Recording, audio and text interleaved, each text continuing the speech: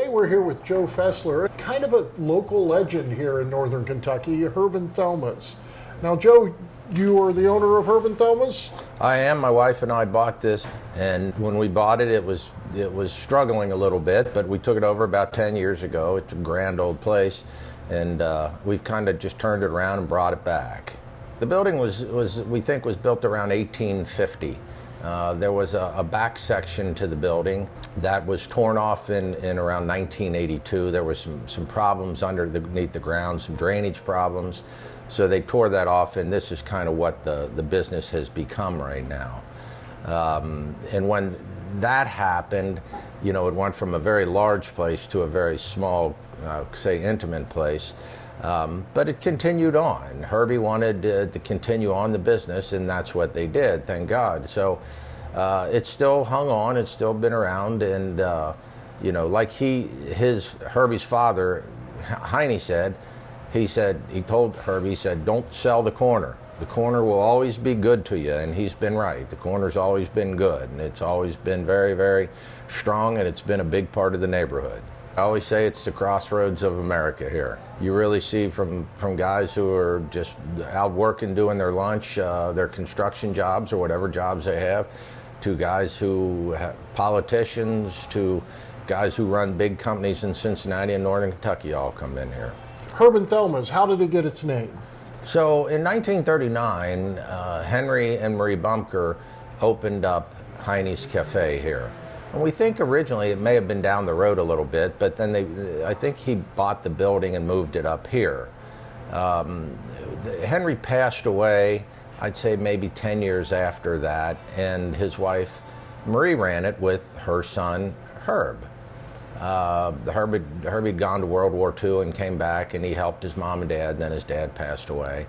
And then Herbie eventually bought it from his mother. And he changed the name when he bought it to Herb's Cafe. Well, at the time, he also had a second job. He took a job working for a beer distributorship, driving a beer truck.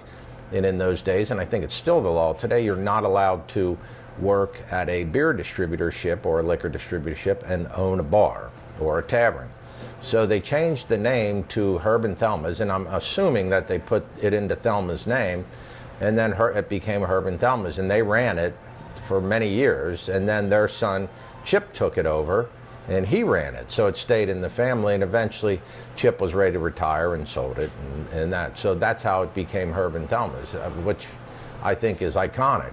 It's well known around northern Kentucky. Everybody's known what Herb and Thelma's is and where it is, and I think it's just that name is just iconic. In the front room, we have a lot of old brewery memorabilia from breweries around the Cincinnati and northern Kentucky area. There's a Shaneling beer sign out front. My wife and my kids bought when we first took the place over and gave it, and we hung it in here, so it's kind of got a little family memorabilia. But there's so many different great things in here. There's so many old beer cans that take you back from the local breweries. You can get lost looking at stuff in here, and obviously you can look in here and see I'm pretty much running out of room. I have more stuff downstairs that I could hang in here. I just don't have any more real estate left in here. I think we have great food. I think we have the best burger around. I think our soups are fantastic. My wife makes some fantastic soups. I think the rest of the things on the menu are great. But the one thing is everybody here is just very, very friendly. Myself and my two sons work down here. There's two other gentlemen that work down here that their sons work down here as well. Chip, who was the former owner, still works down here and helps me out. So we have a great group. Before we even had the ATM, there was a little cove over there. So Suzanne got some black drapes, and she hung them that covered the cove up. It became kind of a joke. We just always called it the confessional. I try to keep everything as it was the best we can. We try to pay homage to the past, so to say. You don't see anything like this anymore.